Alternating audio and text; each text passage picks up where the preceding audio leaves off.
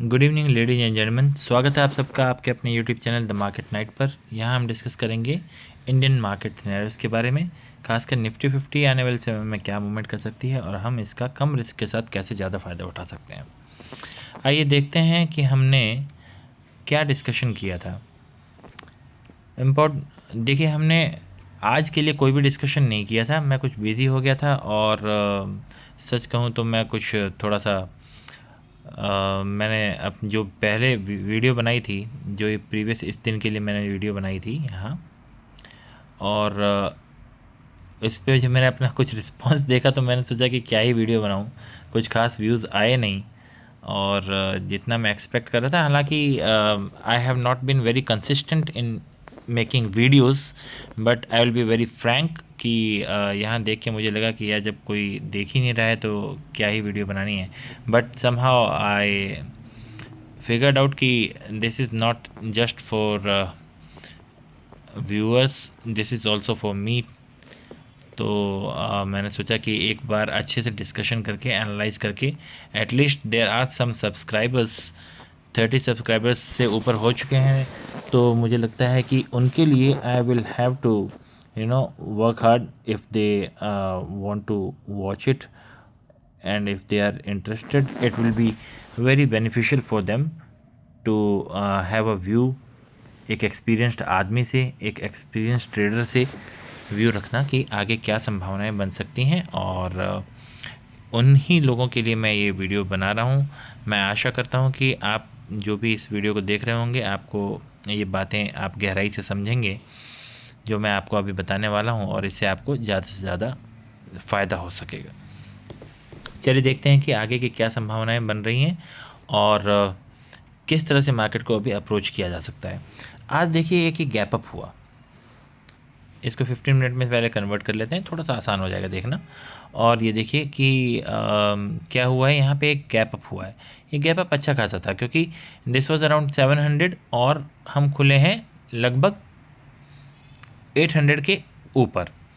तो ये this was around 120 points इतना ऊपर खुला, और इसके बाद मार्केट ने कहीं कोई बहुत बड़ा फॉल नहीं दिया। 5 मिनट पे भी अगर आप देखेंगे तो एक बार इनिशियली इसने यहाँ पर आपको थोड़ा सा चकमा दिया है, एक बार कोई कैंडल बनी और इसको ऊपर की ओर क्रॉस किया, फिर उसके बाद इमीडिएटली नीचे की ओर क्रॉस करके यहाँ इसने सपोर्ट लिया, एक मजबूत कैंडल बनी और उसके बाद पूरे दिन भर छोटी छोटी कैंडल्स में ये ऊपर की ओर जाती रही।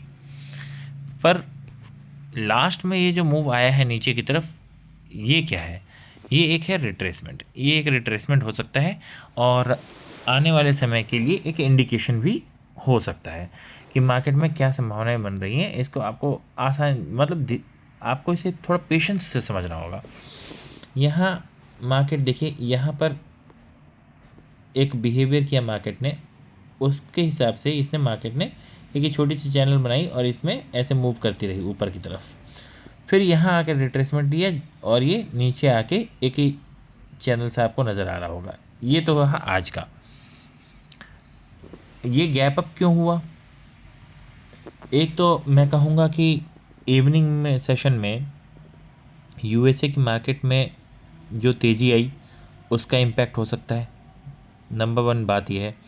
नंबर 2, आज था एग्ज़िट पोल, है ना।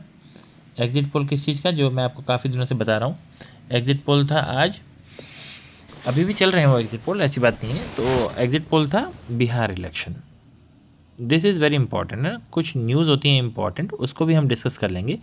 बिहार इलेक्शन में क्या सब चल रहा है ये आपको जानना होगा, क्योंकि बिहार इलेक्शन से ही यूपी इलेक्शन आगे कुछ इसके इंडिकेशंस निकल जाते हैं, यूपी के, फिर वेस्ट बंगाल के, और इनके बेस पे जो है पूरे देश की एक स्थिति का पता चलता है। किसी भी गवर्नमेंट की जो रूलिंग पार्टी है, उस रूलिंग पार्टी का कितना बेस बन रहा है, वो बेस लगभग यहाँ बिहार इलेक्शन से शुरू होता है।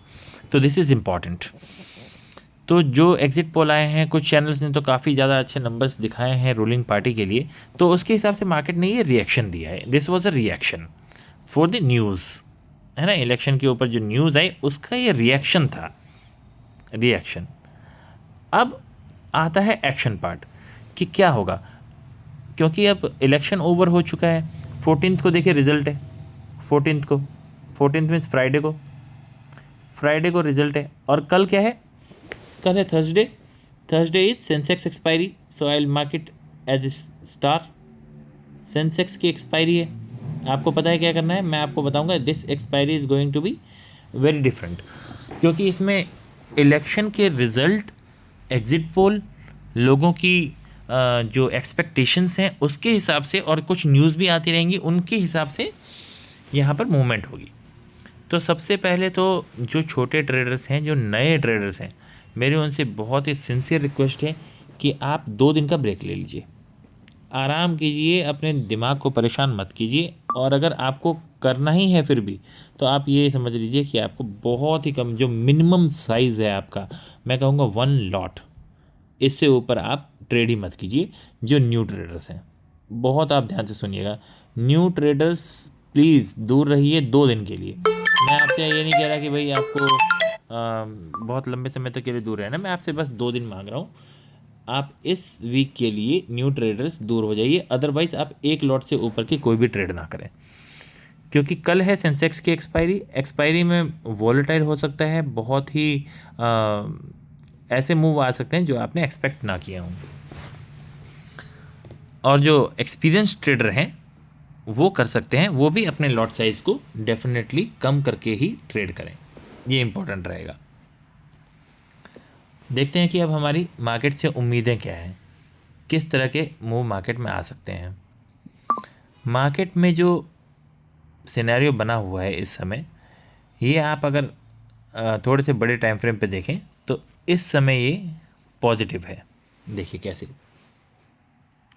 यहाँ ये गिरावट आई थी बड़ी, और यहाँ नीचे जाने के बाद यहाँ सपोर्ट लिया, मार्केट ने यहाँ सपोर्ट लिया, सपोर्ट लेने के बाद ये ऊपर आई, एक रिट्रेसमेंट दिया, और उसके बाद फिर दोबारा से एक अच्छी रैली दी, फिर गैप अप दिया, ऊपर गई, हल्का से नीचे आके बंद हुई है।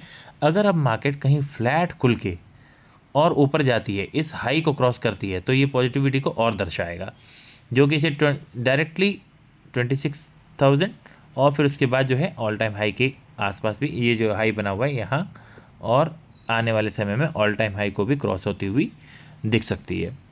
पर अगर मार्केट यहीं से टर्न करती है फ्लैट खुल के, और आज का जो ये लो बना था इसको तोड़ दिया, तो ये गैप को फिल करने के लिए भी जाएगी, और उसके नीचे आती है तो सारी तेज़ी आप भूल जाइए, फिर दोबारा से मार्केट जो है कहीं नीचे ट्रेड करती हुई नज़र आएगी। अब इसी बात को हम क्या करते हैं, इस बात को हम स्ट्रेटजी में बदलते हैं।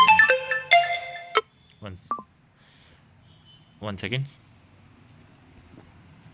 जी, चलिए देखते हैं। 15 मिनट का चार्ट है, तो हमने अभी जो डिस्कस किया उसके हिसाब से मार्क कर लेते हैं। अगर मार्केट फ्लैट खुल के ऊपर जाती है या किसी भी कारण से ऊपर जाती है और रुकती है, तो 935 इसको क्रॉस करने पर जो पहला लेवल हम एक्सपेक्ट कर रहे हैं वो कर रहे हैं 26,000, और इसके ऊपर जाती है अगर मार्केट, तो हम दूसरा लेवल एक्सपेक्ट कर रहे हैं 26,080 के अराउंड, 26,080 के अराउंड। नीचे के लिए हमने क्या डिस्कशन किया, बड़ी शांति से अगर मार्केट यहाँ 850 के आसपास खुलती है और समय बिताने के बाद लो को तोड़ती है, जो कि है लगभग 800, हम थोड़ा सा ये लो अब देख लेते हैं, 780 के अगर मार्केट नीचे आती है तो पहले तो ये गैप फिल करने के लिए जाएगी, दैट इज़ अराउंड 700, और 700 के भी अगर नीचे मार्केट आती है तो आप ये समझिए कि मार्केट फिर दोबारा से 620 के आसपास भी आ सकती है। जी, ये हो गए इम्पॉर्टेंट लेवल्स कल के लिए। पर यहाँ आपको क्या एक ट्विस्ट क्या है कि अगर मार्केट यहाँ नीचे आती है, समय बिताने के बाद नीचे आती है, और यहाँ कहीं से सपोर्ट लेती हुई दिखती है, इस तरह की कोई कैंडल नज़र आती है 15 मिनट पे, तो डेफिनेटली ये एक बार फिर दोबारा से ऊपर की ओर टेस्ट करने के लिए जा सकती है। इस ट्रेड को भी लिया जा सकता है, और अगर ऊपर क्रॉस करती है तो उसके बारे में तो हम डिस्कस ऑलरेडी कर चुके हैं। आशा करता हूँ कि आपको मेरी ये सिंपल सी एनालिसिस पसंद आए, और जो न्यूज़ वगैरह मैं आपको बताता हूँ उनका आप थोड़ा सा ध्यान रखें और सावधानी से ट्रेड करें। ये 2 दिन आप अपने दिल को थाम कर रखें, ज़्यादा एक्साइटेड होकर ट्रेड ना करें, बड़ी पोजीशंस क्रिएट ना करें। इसी सलाह के साथ आज रात के लिए अलविदा।